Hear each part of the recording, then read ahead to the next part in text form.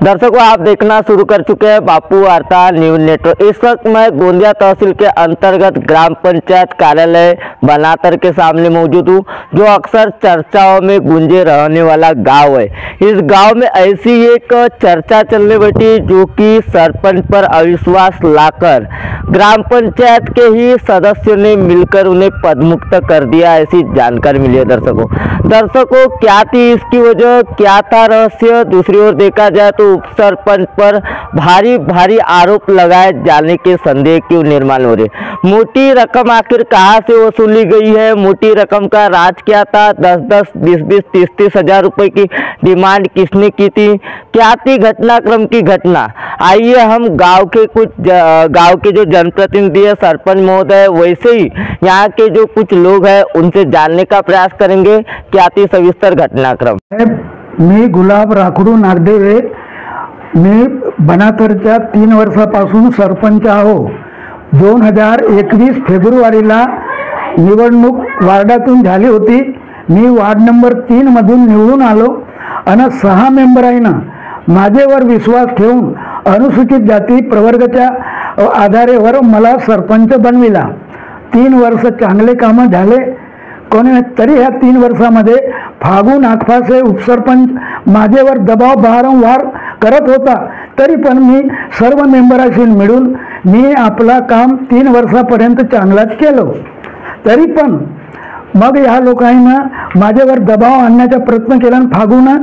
फागू नागपासेनं यानं म्हटलं की 1 फेब्रुवारीला तुमच्या नाव उद्घाटकमध्ये आला, तुम्ही उद्घाटन करण्याकरता जाल नको, असा माझ्यावर दबाव टाकला फागू नागपासे उपसरपंचानं। तरी पण मी गावच्या धार्मिक कार्यामध्ये गेलो आणि गेल्याच्या नंतर यानं 8 तारखेला आंतरिक मीटिंग घेऊन जगन टोल्याचे विरोधी पक्षाचे मेंबर आले, आपले सपोर्टमध्ये घेऊन त्याला काही लालच देऊन की तुम्हाला आम्ही सरपंच बनवून, अशी हे लोकांना आपली रणनीती अपनवला आणि 12/2/2024ला यांनी अविश्वासची अर्जी तहसीलदाराकडे पाठवला। मला पत्र 15 तारखेला मिळाला, 15/2ला मिळाला। मग मी 16/2/2024 पासून 4ही मेंबरांजवळ गेलो, फागूच्यावर गेलो।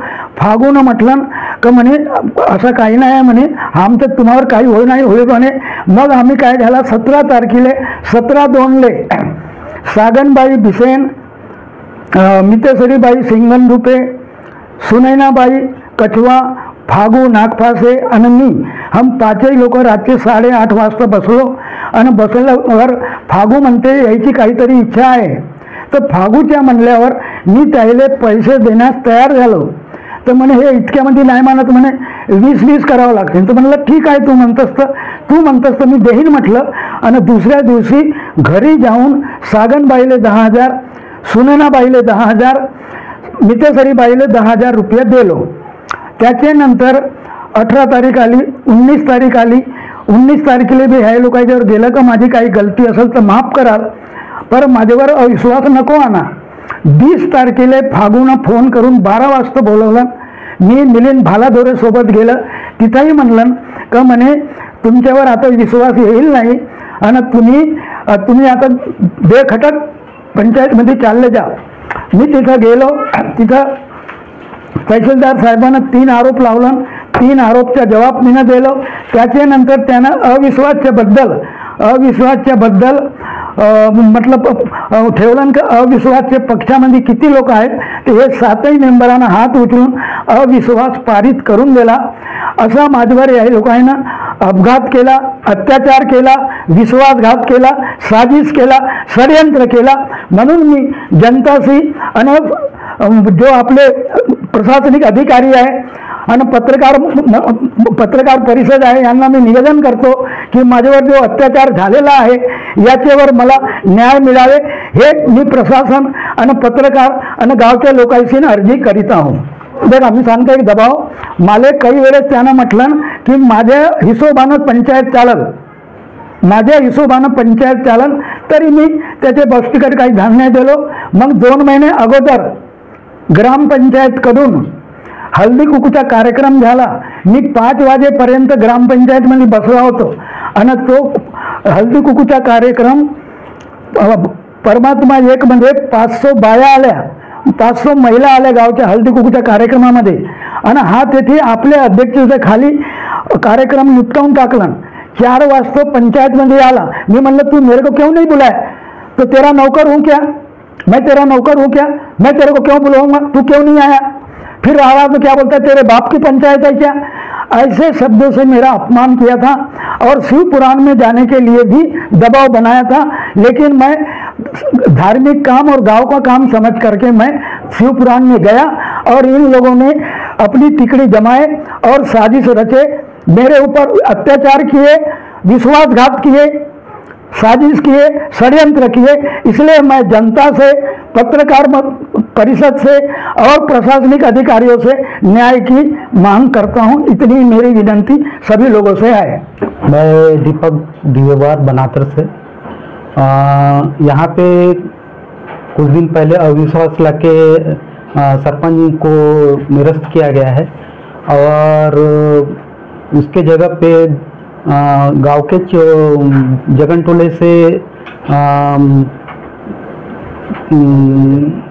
माधोरी ताई रामटेके को सरपंच बनाने का ऐसा कुछ चल रहा है, लेकिन वो माधोरी भाई रामटेके जनरल सीट से चुनाव लड़ी है, जबकि यहाँ पे आरक्षित सीट एससी की थी और जिससे गुलाब जी नागदिवे सरपंच बने थे। अब प्रश्न ये आ रहा है कि जब वो आरक्षित सीट से सरपंच बने थे तो जनरल सीट वाला कैसे सरपंच बन सकता है? ये एक प्रश्न का विषय है और इसके लिए शासन प्रशासन किस प्रकार से निर्णय लेती है, एक देखने वाली बात है। गांव में चर्चा चल रही है कि जब अविश्वास लाया गया तो पदस्थ सरपंच गुलाब जी नागदिवे से कुछ पद पे रखने के लिए करके पैसे की बात की गई थी, लेकिन दूसरे दिन अविश्वास में उनको निरस्त कर दिया गया। इस पे समझ में आया कि वो उनसे पैसे लिए गए थे और फिर पैसे भी वापस किए गए। कहने का मतलब सामने वाली पार्टी से, मतलब जो जिसको सरपंच बनाने की बात चल रही है उससे डबल पैसा लेके क्या बोलते भी सदस्यों को वाटप किया गया और उसी वजह से क्या बोलते भी अविश्वास लाया गया है। शासन प्रशासन से यही मांग है कि जब आरक्षित सीट से सरपंच यहाँ पे है तो फिर उन्हीं को ये पद पे रहना चाहिए, यही शासन प्रशासन से मांगनी है। नमस्कार, मी मिलिंद नागदिवे, प्रॉपर बनातरचा रहिवासी आहे। सगळ्या गोष्टी तर सत्य आहेत, कारण आपल्याला माहित नव्हतं की सरपंच साहेबांनी सगळ्या सदस्यांना पैसे वगैरे दिलेत म्हणून। तर नंतर यांचा अविश्वास पारित झाल्यानंतर जेव्हा सरपंच साहेबांनी मला सांगितलं की त्यांना मी पैसे वगैरे दिला आहे 10,000 रुपये, तर तेव्हा पण आपल्याला विश्वास नाही बसला। पण जेव्हा यांच्यासोबत आम्ही सगळे सदस्यांकडे जेव्हा प्रत्येकाच्या घरी जाऊन केला, चौकशी वगैरे केला, तेव्हा सगळ्या सदस्यांनी त्यांना सरपंच साहेबांना 10,000 रुपये त्यांना वापस केलाय। ॲक्च्युली यांच्यावरती सरपंच साहेबांवरती फागुलाल नागपासेच्या वतीने अविश्वास प्रस्ताव पारित करण्यात आला होता आणि त्यांच्या समक्ष सगळे सदस्यांनी हामी भरली होती। जेव्हा यांच्यावरती अविश्वास प्रस्ताव पारित झालाय सरपंच साहेबांवरती, तेव्हा प्रस्ताव पारित झाल्यानंतर यांनी मला सायंकाळी सांगितलं की मी प्रत्येक सदस्यांना पैसे वगैरे दिलाय, तर ते पैसे त्यांच्याकडून वापस घेऊन यायचे आहे असे मला बोलले आणि मला त्यांच्यासोबत आपल्यासोबत घेऊन गेले। मी सदस्यांच्या घरी जाऊन जेव्हा त्यांना बोललो की काय यांनी तुम्हाला पैसे वगैरे दिले आहे का, तर हो त्यांनी सरपंच साहेबांनी आम्हाला पैसे वगैरे दिले आहेत असे त्यांनी स्वतः कबूल केले आहेत आणि त्यांना त्या लोकांनी, सदस्य लोकांनी माझ्या समोर सरपंच साहेबांना प्रत्येक सदस्याने 10,000 रुपये वापस केले। या सरपंच साहेबांचे बोलण्यानुसार, सांगितल्यानुसार आपल्याला माहित होतं की 4 सदस्यांनी यांच्याकडून पैसे वगैरे घेतले आहेत। एक होते फागुलाल नागपासे जे उपसरपंच ग्रामपंचायत बनातरचे, आणि दुसरे आहेत सुनैना कछवा, आणि तिसरी आहे मितेश्वरी शिंगम दुपे आणि चौथी आहे सागनबाई बिशे. यांना सगळ्यांना पैसे देण्यामध्ये आले होते.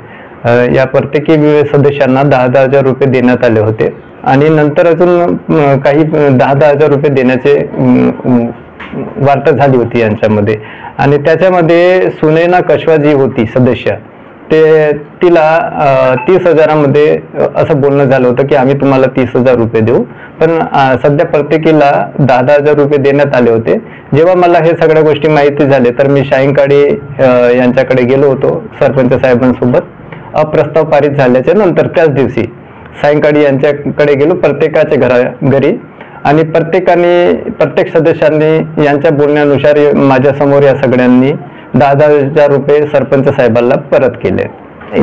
इथं तर समजण्यात आलं होतं की यांनी सरपंच साहेब श्री गुलाबजी नागदेवे यांना सरपंच पदावरून पदमुक्त न करण्याचा, अविश्वास न आणण्याचा आमिष दिला होता, म्हणजे बोलणं केलं होतं यांच्यासोबत की आपण तुम्हाला अविश्वास प्रस्ताव पारित तुमच्यावरती नाही करू, म्हणून त्यांनी सरपंच साहेबाकडून पैसे घेतले होते.